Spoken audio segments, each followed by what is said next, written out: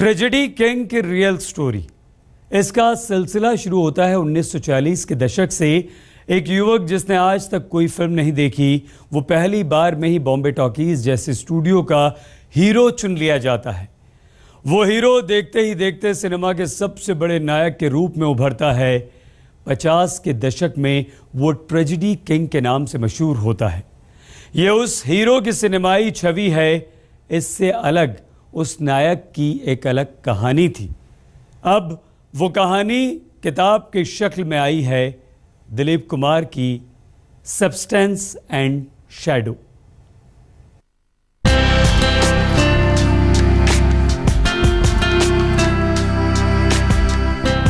ये मुंबई के सिनेमाई संसार की वो शाम है जो महफिल में आए सितारों से ज्यादा उस अफसाने के नाम दर्ज हुई जिसे जमाना दिल थाम कर सुनना चाहता है।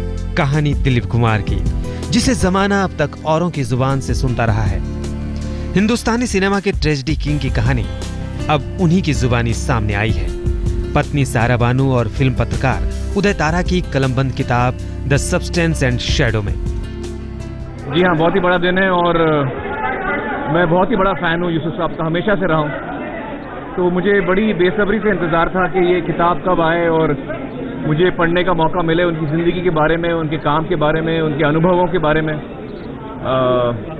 तो आई एम रियली थ्रिल्ड कि आज फाइनली ये वो दिन आ गया है और हम सबके हाथ में वो किताब होगी और हम पढ़ पाएंगे। 91 साल के दिलीप कुमार की ये ऑटोबायोग्राफी मुंबई में रिलीज की गई। मौका खास था, लिहाजा अमिताभ बच्चन, आमिर खान, जीनत अमान और करण जौहर जैसी हस्तियों ने इसे अपनी मौजूदगी से नवाजा। बल्कि यूं कहें कि इस किताब को दुनिया के सामने लाने में बड़ी भूमिका निभाई। अमिताभ और आमिर बहुत खास हैं यूसुफ साहब के दिल में। यूसुफ साहब उनको बहुत पसंद करते हैं और ये आज की बात नहीं है, सालों से आमिर का भी आना जाना है। वो इतने बेहतरीन इंसान हैं कि उनको किसी तरह का घमंड नहीं हुआ। अल्लाह ने उनको इतना उरूज दिया है। और Amitabh also is such a wonderful person. Yusuf साहब के पास वो हमेशा आते रहते हैं, तो एक बहुत बड़ी बात है। ये पुरानी वजह की बात है। दिलीप कुमार को लेकर सायरा बानू की वो ख्वाहिश थी जिसे पूरा करने के लिए उन्होंने यादों के तमाम झरोखों को कुरेदा। वो यादें जिन पर बात करते करते कहीं गुम हो जाते थे दिलीप साहब। लिहाजा ये अफसाना आसान नहीं था। अब ये 450 पन्नों की किताब आई है तो दिलीप कुमार की जिंदगी से जुड़े ऐसे तमाम अफसानों के सफ़े खुलेंगे जो हैं तो गुजरे जमाने के, लेकिन आज के दौर के लिए अनसुने ही होंगे। ट्रेजेडी किंग की वो कहानी अब दुनिया के सामने है। वो कहानी जिसके बारे में दिलीप कुमार तक अपनी जुबान खोलना पसंद नहीं करते थे, वो अब खुली किताब है। वो किस्से जो दिलीप साहब से सिर्फ सायरा बानू ने सुने थे, वो अब तमाम चाहने वालों के लिए शानदार तोहफा है। दिलीप साहब के जहन में धुंधली होती यादों को सायरा बानू की तरफ से एक मोहब्बत भरी सलामी।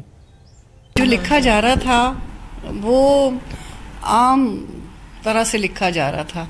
जो असल बातें जो थी, जो मैंने सुनी हैं यूसुफ साहब से, दिलीप साहब से, तो उसमें जो लिखा जा रहा था उसमें शबात भी नहीं थी उन बातों की। तो मैंने इनको कहा कोई 8-9 साल पहले, मैंने कहा आपको ये अच्छा लगता है कि फलानी बायोग्राफी जो है वो कह रहे हैं कि आपको बहुत अच्छी तरह जानते हैं, येट उसमें कुछ है ही नहीं, कोई दम ही नहीं है। ये बात तकरीबन 8 साल पहले की है जब सायरा बानो और उनकी फिल्म पत्रकार दोस्त उदय तारा सहगल ने पहली बार दिलीप साहब के आगे ऑटोबायोग्राफी का आइडिया रखा। लेकिन जहनी तौर पर दिलीप कुमार उस हालत में थे जहां अपनी ही यादों पर यकीन करना मुश्किल हो चुका था।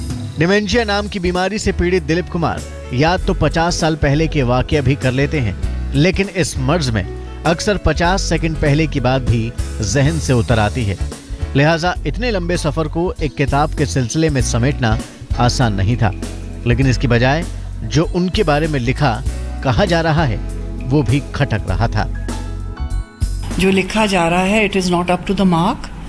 तो फिर कहीं जाके उन्होंने हाँ कही और हम बस शुरू हो गए। मैं तो उसी दिन उनको दबोच लिया कि बस आज, और निकल आया मेरा टेप रिकॉर्डर और निकल आया मेरा मूवी कैमरा, क्योंकि मैंने पिक्चराइज भी काफ़ी कुछ किया है। शुक्रिया कहिए सायरा बानो का जो न सिर्फ साई की तरह दिलीप साहब के साथ रहती हैं, बल्कि उनकी तमाम यादों को दस्तावेज की शक्ल देते वक्त उनकी जुबान बन गई। दिलीप साहब की जिंदगी में सायरा सिर्फ एक पत्नी ही नहीं, बल्कि एक हमराज भी है। उम्र भले ही उनके दिलीप साहब से 22 बरस कम है, लेकिन साझीदार उनकी जिंदगी के पूरे वाकयात की हैं। लेकिन मुश्किलें देखिए, जिन वाकयों को जिया है दिलीप कुमार ने, उन्हें वो खुद कागज पर उतार नहीं सकते। जिंदगी के उन बरसों की याद इतनी धुंधली हो चुकी है, लेकिन एक गुंजाइश दिखती थी। उन गुजरे बरसों और लम्हों को उकसाने की जरूरत थी। सायरा जानती थी कि वो अफसाना खुद ब खुद याद आ जाएगा। ईद हो गई कि यूसुफ साहब ने हाँ कर दिए, तो फिर हम लग गए इस काम के पीछे। और कई कई बार तो इनके साथ ट्रैवल भी करना पड़ता था कि कहीं पूना जा रहे हैं या कहीं ड्राइव पे जा रहे हैं। जैसे कि शाम के वक्त जो है बहुत इनको अच्छा लगता है बाहर जाना, घर पे रहना। सनसेट टाइम जो है, सूरज जब गुरूब होता है आसमान में, तो एक बहुत अच्छा समय बन जाता है। आसमान की लाली जो है और समुंदर में डूबता हुआ जाता हुआ देखते हुए, इनको बहुत पसंद है। It has a tranquilizing effect on him. Saira Banu और उदय तारा की वो तरकीब रंग लाई। दिलीप साहब के बताए किस्सों के आधार पर बिसरे हुए बरसों और लम्हों का सिलसिला पूरा हुआ। एक किताब में जिंदगी का पूरा सफर समेटा गया। अब ट्रेजेडी किंग की जिंदगी कोई बंद किताब नहीं, एक खुला दस्तावेज है जिसे हर कोई पढ़ सकता है।